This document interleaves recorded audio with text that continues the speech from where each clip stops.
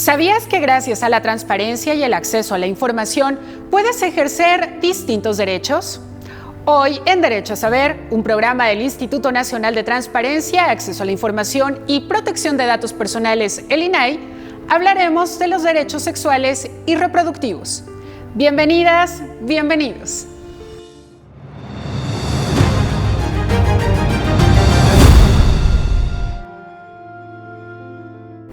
Comencemos con lo básico. Los derechos sexuales y reproductivos incluyen el derecho a decidir de manera autónoma cómo vivir la sexualidad y reproducción propia y el derecho a acceder a todos los servicios de salud que se requieran para ejecutar estas decisiones de manera segura y oportuna. Estos derechos incluyen, entre otros, ejercer la sexualidad de manera independiente de la reproducción, estar libre de discriminación, presión o violencia en nuestras vidas sexuales y en las decisiones sexuales, contar con acceso a educación sexual desde temprana edad dirigida al desarrollo de la persona y el ejercicio responsable de la sexualidad de forma plena, libre e informada. También tener acceso a servicios médicos de calidad adecuada y digna para la salud. Y te preguntarás si estos derechos tienen relación con el acceso a la información y la transparencia.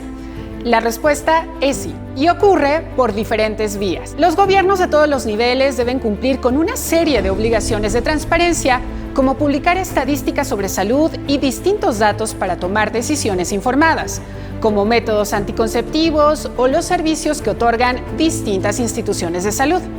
Sin embargo, cuando los gobiernos no publican esta información, las personas pueden pedirla vía transparencia a través de solicitudes de información.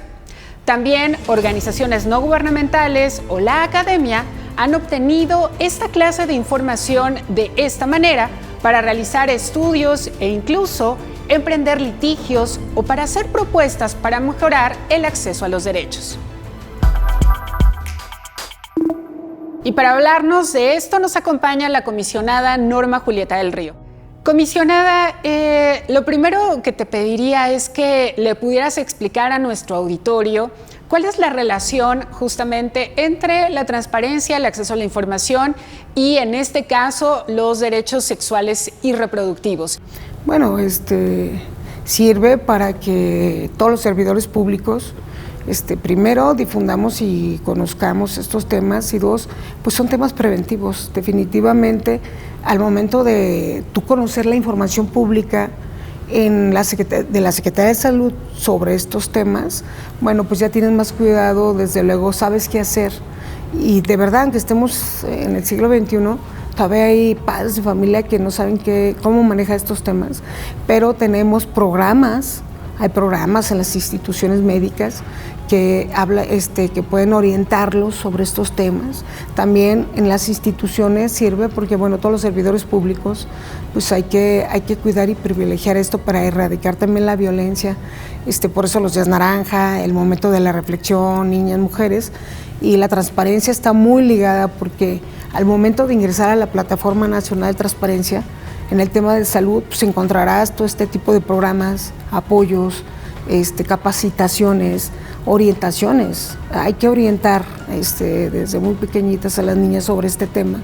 Y bueno, hay presupuesto para ello, Entonces también hay que ver dónde están estos programas. Y si no ingresas a la plataforma, mujeres, niñas, pueden ir a los centros de salud. Norma Julieta, también el INAI lanzó hace poco tiempo, este buscador de género en la Plataforma Nacional de Transparencia. ¿Nos podrías comentar en qué consiste, cómo se utiliza y sobre todo qué tipo de información se puede obtener en ella? Sí, el buscador de género ha sido todo un éxito. Recuerda que este año lo pusimos en marcha y ahorita apenas en este segundo trimestre los sujetos obligados, los más de 8,000, comenzaron a cargar la información. ¿Por qué? Porque se modificaron algunos formatos de acuerdo a los lineamientos y ya está la carga. Pero te puedo decir que ya lleva más de 5,000 consultas. Recordemos que los buscados son consultas y a diferencia de los otros buscadores, se maneja con inteligencia artificial. Entonces hace una interpretación. ¿Qué pueden encontrar ahí? Pues precisamente pueden encontrar información relativa a 73 subtemas, desde al momento de poner la palabra mujer, hombre, violencia, un sinfín de términos sobre este tema. Podemos encontrar precisamente programas de salud, podemos encontrar en temas de justicia, podemos encontrar pues denuncias. Hay gente que no tiene por un abogado, y hay gente que busca una denuncia ya en firme para sobre eso proceder a hacer una denuncia, trámites sobre cómo denunciar un acoso. Pueden encontrar temas de salud, temas educativos. Entonces, la verdad nos ha ido muy bien con el buscador de género. Puedes encontrar programas, hay presupuestos para estos programas, hay becas, hay apoyos, hay ayudas, hay organizaciones de la sociedad civil, hay programas. Entonces es un fin en temas de justicia, educación y salud, y ya van más de 5,000 consultas. Y bueno, acabamos de arrancar en agosto ya con la información que se cargó en el trimestre. Estoy segura que esto avanzará, pero les recomiendo ampliamente el buscador de género. De verdad, orienta mucho y sobre todo, fíjate que están buscando mucho las resoluciones con perspectiva de género. Hoy en día, no solo de órganos garantes como nosotros, ¿no?, sino de los MPs, cualquier situación, hay que ver esas resoluciones con perspectiva de género y presupuestos con perspectiva de género. Comisionada, pues muchísimas gracias por acompañarnos hoy. Al contrario, Nayeli. Y aquí te mostramos cómo buscar la dirección de instituciones, información sobre anticoncepción, refugios para mujeres, entre otras, en el buscador temático de género de la Plataforma Nacional de Transparencia. ¿Cómo hacer una consulta en el buscador temático de género de la Plataforma Nacional de Transparencia? Primero ingresa a la página de la PNT, www.plataformadetransparencia.org.mx. En la parte inferior de la pantalla podrás encontrar el icono llamado Género. Dale clic. Ahora podrás ver en pantalla el buscador temático de género. En el apartado Buscar, puedes llevar a cabo las consultas de perspectiva de género que desees. Para más información, llama al Telinai al 800-835-4324. Como vimos, la información es indispensable para ejercer nuestros derechos e incluso para evitar, por ejemplo, embarazos adolescentes, toda vez que el embarazo durante esta etapa constituye una cuestión de salud pública y derechos humanos, asociados con riesgos en materia de salud, tanto para las adolescentes como para sus hijas e hijos. Además, puede obstaculizar su desarrollo psicosocial, repercutir negativamente en sus oportunidades educativas y laborales y también contribuir a perpetuar ciclos intergeneracionales de pobreza y mala salud. Y esto es una problemática preocupante en México, pues ocupa el primer lugar a nivel mundial en embarazos en adolescentes entre los países de la OCDE, con una tasa de fecundidad de 77 nacimientos por cada 1,000 adolescentes de 15 a 19 años de edad. Además, en nuestro país, 23% de los adolescentes inician su vida sexual entre los 12 y 19 años de edad. Y de acuerdo con cifras del Consejo Nacional de Población, comienzan a una edad promedio de 15.5 años. Además de la información, las estrategias para asegurar los derechos también requieren recursos, pero cada vez más vemos recortes en esta materia. Y justo para abordar este tema se encuentra con nosotros Janet Oropesa. Ella es investigadora en el programa de rendición de cuentas y combate a la corrupción de Fundar. Janet, bienvenida. Muchas gracias, Nayeli. Oye, Janet, primero que todo, ¿pudieras contarle a nuestro auditorio qué es Fundar, por favor? Sí, mira, nosotros somos una organización de la sociedad civil fundada en 1999 y principalmente a lo que nos dedicamos es a hacer investigación con datos públicos sobre problemáticas sociales y de derechos humanos, ¿no? Y con eso buscamos a las autoridades para decirles tal vez decisiones que no son las mejores o que no están cumpliendo cabalmente los derechos humanos de las personas. Entre los temas que trabajamos pueden ir desde desapariciones forzadas, el presupuesto público, derechos sexuales y reproductivos de las mujeres, cuestiones de tierra, territorio, derechos colectivos y por lo general también acompañamos algunos movimientos sociales. Y justamente ahorita que mencionabas parte de los derechos en los que ustedes concentran su trabajo es derechos sexuales y reproductivos, justamente el tema de nuestro programa del día de hoy. Y en esa materia, Janet, ¿qué tipo de información han encontrado? ¿La han obtenido en datos abiertos o por solicitudes de información, etcétera? Cuéntanos un poco de eso, por favor. Lo que hemos hecho en estos últimos años es, o por lo que la transparencia ha sido fundamental, es para conocer, por ejemplo, cuántos recursos se asignan, ¿no? Si bien existe un presupuesto que es público, para saber de forma desagregada el gasto, usualmente tienes que hacer una solicitud de información. Entonces, parte de lo que nos ha servido es para conocer exactamente cuántos recursos se asignan para salud sexual y reproductiva, conocer también de dónde viene el dinero, ¿no? Son 3 bolsitas las que financian la salud sexual y reproductiva para mujeres sin seguridad social. También nos hemos centrado en ellas, ¿no? Porque es el grupo de población que está en más vulnerabilidad, no tienen un empleo formal asociado a su empleo y entonces acceden a los servicios de salud, pues pueden ser estatales o de salud pública para población abierta, ¿no? En sus estados, no sé, la Secretaría de Salud estatales, IMSS Bienestar, el ahora extinto INSABI, y esas mujeres son las que están en una mayor situación de vulnerabilidad y cuando tienen, por ejemplo, un parto, ¿no? ¿Qué atención reciben? ¿Qué insumos hay disponibles para ellas? Medicamentos, tratamientos. Entonces, todo eso lo hemos podido pues conocer por acceso a información. La parte presupuestaria, como te decía, que es muy importante, ¿no? A veces son recursos bien chiquitos los que se asignan y por lo menos saber qué se está haciendo con ellos, ¿no? Si se están contratando profesionales, parteras, medicamentos. Y otra parte muy importante es que muchas veces algo que notamos es que las dependencias tienen mucha información. Entonces, en el caso de la Secretaría de Salud, nosotros nos dimos cuenta que para el tema de salud sexual y reproductiva, ellos tienen un sistema por medio del cual los estados les reportan todo el gasto que se hace para los 3 programas de salud sexual y reproductiva. Janet, entiendo que también sacaron un estudio muy enfocado, ¿no? En derechos sexuales y reproductivos. ¿Qué otros datos te parecen que son relevantes para conocerse? Pues mira, otro dato que para nosotros fue, la verdad, muy impresionante y escandaloso, ¿no? Es que también al revisar los datos públicos nos dimos cuenta que en México, bueno, el Poder Legislativo es el que aprueba el gasto, ¿no? Entonces, como te decía, pueden aprobar, no sé, 2,000, 3,000 millones de pesos para este programa, pero luego al revisar ya la ejecución de ese recurso, nos dimos cuenta que el Ejecutivo lo recorta, o sea, que el gobierno dice como, ok, no sé, me asignaste, te voy a dar el dato de, no sé, 2019, ¿no? Que decíamos que era el año en que más hubo recursos. O sea, el Poder Legislativo asignó 3,083 millones de pesos, ¿no? Para estos programas de salud sexual y reproductiva, ¿no? Para mujeres, pues, en mayor vulnerabilidad. Y ese mismo año el Ejecutivo le recortó más del 30%. O sea, ya en el año se dice, no, de esos 3,000, al final ustedes solo tienen disponibles 2,100 millones de pesos, ¿no? Y el resto del dinero, pues ya no el Ejecutivo lo utiliza en otras cosas, o sea, lo mueve como a otros proyectos. Entonces, algo de lo que también decíamos es, de por sí son poquitos recursos, claro, ¿no? O sea, son, no sé, 2,000, 3,000 millones de pesos. Estamos hablando que este año el Tren Maya va a tener en 2024 120,000 millones de pesos, ¿no? Así es. Y para la salud de las mujeres se destinan, no sé, 2,000, 3,000 millones de pesos, ¿no?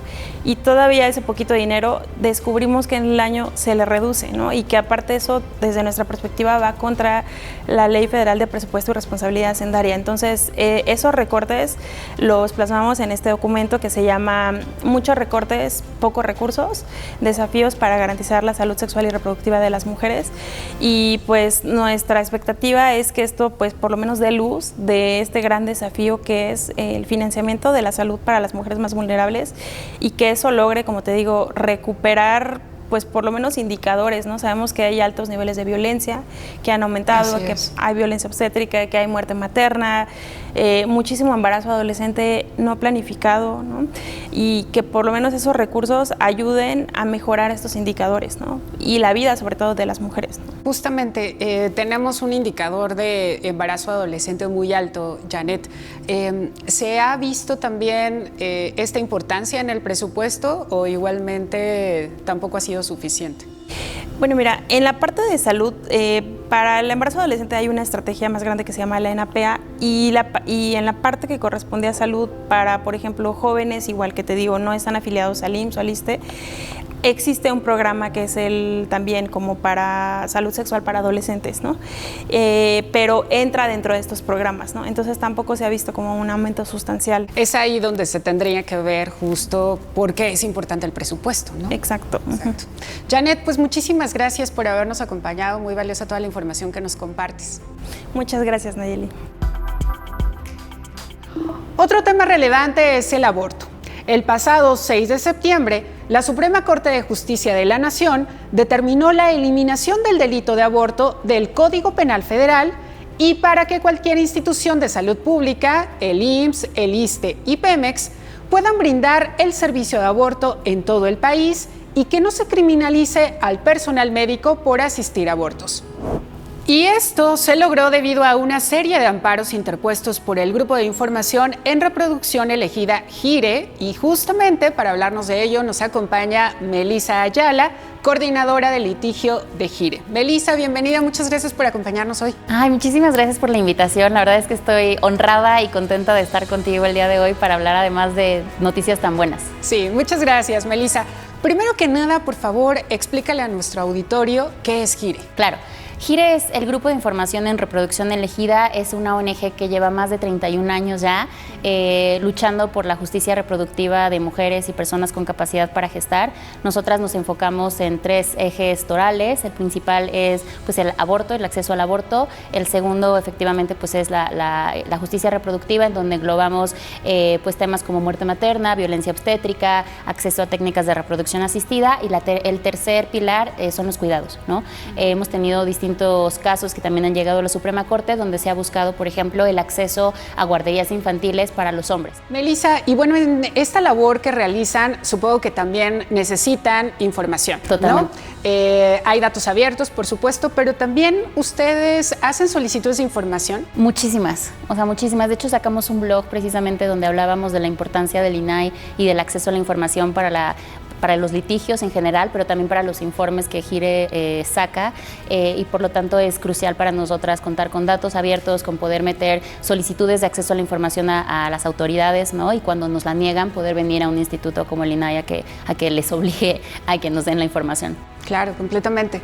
Y bueno, ya entrando ahora sí en materia de lo que hablábamos hace unos minutos en el programa, esta decisión de la Corte, Melissa, ¿nos podrías explicar qué significa? Porque de repente hay como cierta confusión en legalizaron el aborto, ¿no? ¿Qué diferencia hay entre decir legalizaron el aborto a lo que determinó la Corte? Por supuesto. Creo que para explicar esto hay que irnos hasta septiembre del 2021, ¿no? Porque ahí es donde inicia la estrategia nacional que inicia GIRE, ¿no? No sé si recordarán, pero en septiembre del 2021 ocurre lo que nosotras le denominamos la Navidad feminista. ¿Por qué? Porque el 7 de septiembre del 2021 se emite la resolución de una acción de inconstitucionalidad 148/2017, en donde se señala que es inconstitucional la criminalización absoluta del aborto. En este asunto, el Pleno de la Corte estaba llamado a determinar si era constitucional o inconstitucional la forma en la que estaba tipificado el aborto en el Código Penal de Coahuila. Por unanimidad, las y los ministros determinan que es inconstitucional la forma en la que está criminalizado porque se criminaliza de manera absoluta. ¿Qué quiere decir esto? Que no hay una ventana de tiempo en donde las mujeres o personas con capacidad para gestar puedan acceder al aborto sin ser criminalizadas, ¿no? Esto pasa por unanimidad y esto es muy importante porque justo este pronunciamiento se vuelve vinculante y obligatorio para todas y todos los jueces, las personas juzgadoras locales y federales, ¿no? Entonces, ¿qué hace GIRE? Cuando sale la sentencia, cuando sale el engrose, nosotras nos sentamos a platicar con nuestras aliadas en los estados, ¿no? GIRE también tiene un área de incidencia y política pública, entonces nos sentamos el área de litigio, el área de incidencia y política pública con nuestras aliadas y dijimos, hay que identificar esos estados en donde consideramos que por la vía legislativa no se va a despenalizar, ¿no? Empezamos con el estado de Aguascalientes y con el estado de Puebla esta estrategia en enero del 2022. Entonces empezamos a presentar estas demandas de amparo, empezamos a hablar con otras aliadas de otros estados y en este momento ya tenemos amparos indirectos o recursos de revisión en todo el país, ¿no? Pero ahora, ¿qué pasa en Aguascalientes, que fue el primer estado en donde presentamos la demanda con Morras Help Morras, Cultivando Género, Terán Fuentes y Secadec. Son 4 organizaciones feministas locales. Presentamos la demanda de amparo en donde señalamos que es inconstitucional la forma en la que está tipificado el aborto en el Código Penal de Aguascalientes. El juez de distrito que conoce del asunto nos sobresee, nos dice que pues, no tenemos interés legítimo. ¿Qué quiere decir esto? Que no demostramos que nos dedicamos a la defensa de los derechos reproductivos y que por lo tanto no nos afectaba de manera directa la norma, ¿no? Es decir, esta tipificación. Nosotras no estamos de acuerdo con esa sentencia, presentamos recurso de revisión y le decimos a la Corte, este es un tema de importancia y trascendencia y solicitamos que lo atraigas, ¿no? Esto se conoce como CEFA o solicitud de ejercicio de facultad de atracción. Uno de los ministros hace suya esta facultad de atracción y el proyecto le cae al ministro Juan Luis González Alcántara Carrancá, que es quien ya se mete al estudio del fondo, ¿no? ¿Qué dice este proyecto que después se vota en la primera sala? Básicamente lo mismo que en Coahuila, ¿no? Señala que efectivamente es inconstitucional la tipificación del aborto en el Código Penal de Aguascalientes, pero lo novedoso es que primero nos reconoce interés legítimo. ¿Qué quiere decir esto? Que señala que Gire y Morras Help Morras efectivamente se dedican a la defensa de los derechos reproductivos de mujeres y personas gestantes en el estado de Aguascalientes, por lo tanto, sí nos está afectando. ¿Por qué? Porque no nos permitía cumplir con nuestro objeto social, que es efectivamente la defensa, acompañamiento y litigio de mujeres y personas con capacidad de gestar a quienes no se les provee el servicio. Claro. Señala esto y posteriormente ya cuando se mete al fondo del asunto dice, efectivamente, estos artículos del Código Penal van en contra del derecho a la igualdad y no discriminación, del derecho a la salud, del derecho al libre desarrollo de la personalidad, un cúmulo de derechos constitucionales, y señala además que dice, bueno, ok, es inconstitucional, ahora, ¿cuáles van a ser los efectos, ¿no? Y aquí es donde está como lo más confuso, lo que puede llegar a ser más confuso, ¿no? En los efectos dice, efectivamente, es inconstitucional y obligo al Congreso Local de Aguascalientes a que derogue, y que derogue en este periodo de sesiones ordinario, ¿no? Y dice, pero a ver, el Congreso se puede tardar un día en derogar, o 20 días, o 30 días. ¿Qué va a pasar con las mujeres o personas gestantes que quieran abortar, ¿no? Y que no se les dé el acceso? Entonces dice, como medida de no repetición, lo declaro inválido y vinculo a todas las autoridades administrativas y de salud para que no apliquen estas porciones tildadas de inconstitucionales, ¿no? Esta es la primera vez en la historia de la Corte que ocurre algo así, ¿no? Entonces es por esto que es tan impresionante lo que ocurre este 30 de agosto del 2023. Claro. ¿Y esto qué significa, Melissa, para nuestro auditorio? Es decir, con la decisión de la Corte, con la última, las mujeres o las personas con capacidad de gestar que quieran interrumpir el embarazo pueden acudir a clínicas de qué tipo, ya no les pueden negar el servicio. Claro, efectivamente, tenemos que esperar que la sentencia sea pública, ¿no? Que ya se le notifique al Congreso de la Unión justo para que ya se declare para que sea la invalidez y posterior derogación, pero efectivamente una vez que ya tengamos esta sentencia pública, las mujeres, las personas gestantes van a poder acudir a su unidad médica familiar, al IMSS, al ISSSTE. Ahora, también hay que recordar que estamos también ante una situación bastante compleja con el IMSS Bienestar, ¿no? Porque hemos estado viendo que el IMSS Bienestar genera convenios, acuerdos con las secretarías de salud locales, entonces donde se dice que las personas que trabajan en salud local pasan a ser ahora funcionarios federales. Sé que también ir siguiendo cómo esto se va desarrollando, porque entonces estamos ante una posibilidad en donde todos los IMSS Bienestar tengan que prestar el servicio, ¿no? Claro. Pero de manera muy concreta, una vez que sea pública la sentencia, se le notifica al Congreso de la Unión, pues efectivamente las mujeres y las personas con capacidad de gestar van a poder acudir a que se les preste el servicio, y si se los niegan, nosotras las vamos a representar. Melissa, ¿a quién beneficia sobre todo este tipo de acciones, ¿no? Porque, a ver, es un hecho que el aborto existe, ¿no? La realización de abortos se dan siempre. Claro. Pero no todas las mujeres tendrían la posibilidad de acudir a un servicio pues seguro, ¿no? Con todas las condiciones, y que generalmente eso puede ocurrir en mujeres y personas gestantes que tienen capacidad económica, ¿no? ¿A quiénes beneficia justamente decisiones como esta? Yo creo que Nos beneficia a todas. Nos beneficia a todas porque este tipo de decisiones nos permiten hablar del aborto como lo que es un servicio de salud. Tenemos que cambiar también esta narrativa de que el aborto es este crimen que tiene que ser castigado, ¿no? Y creo que también los pronunciamientos de la Corte nos apoyan mucho en esto, porque además la Corte, desde el 2021, o sea, desde el 2021 la Corte viene diciendo tenemos que abandonar el uso del derecho penal. El derecho penal tiene que ser la última ratio. ¿Qué quiere decir esto? Que tiene que ser lo último a lo que recurrimos. Entonces también es un llamado de atención también por parte de la Corte a dejar esta necesidad punitiva, ¿no? De cada vez hacer más y más grandes los códigos penales, porque al final del día sabemos que esto no tiene el impacto que se desea, ¿no? Entonces, creo que también eso nos beneficia a todas las mujeres, personas con capacidad de gestar, pero también al personal de salud. Claro. Porque justo también le da la certeza de que dar el servicio de aborto no les va a generar algún tipo de criminalización por parte del Estado. Entonces, al final del día es garantizar el derecho a decidir para todas y también para el personal de salud, ¿no? Es seguridad jurídica. Así es, tal cual. Melissa, también mencionabas que GIRE puede atender a mujeres, a personas con capacidad de gestar en diferentes ámbitos, pero ¿dónde las pueden buscar? ¿Qué pueden hacer, digamos, para llegar a ustedes? Claro, nos pueden mandar un correo a correo@giremx.org.mx o en nuestras redes sociales, gire-mx en Twitter, y también tenemos Instagram como Grupo de Información en Reproducción Elegida, también tenemos Facebook y por ahí nos pueden contactar sin ningún problema.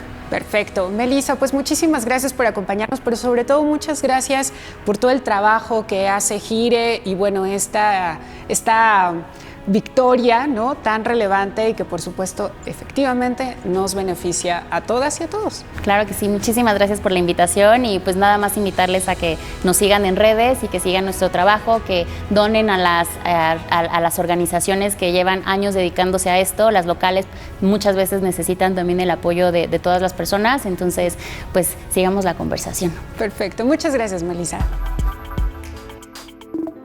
Si tú o alguien que conoces requiere el servicio de interrupción legal del embarazo, la Secretaría de Salud de la Ciudad de México tiene un directorio donde puedes encontrar los hospitales y clínicas que proveen este servicio de manera legal, de calidad, segura, confidencial y gratuita.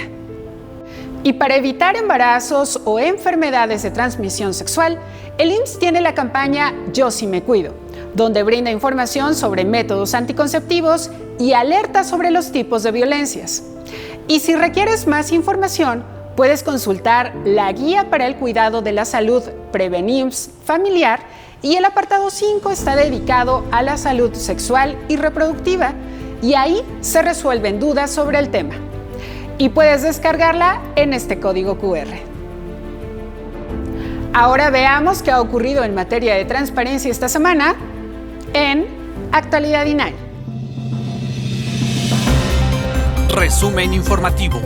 Con un INAI fortalecido y unido, se llevó a cabo en la Ciudad de México el 25º encuentro de la Red de Transparencia y Acceso a la Información, la RTA, organización internacional presidida actualmente por este instituto. Después de 3 días de trabajo en la sede del INAI, representantes de diversos países iberoamericanos que integran la RTA emitieron una declaración sobre la importancia de la transparencia y el acceso a la información en los procesos electorales de la región.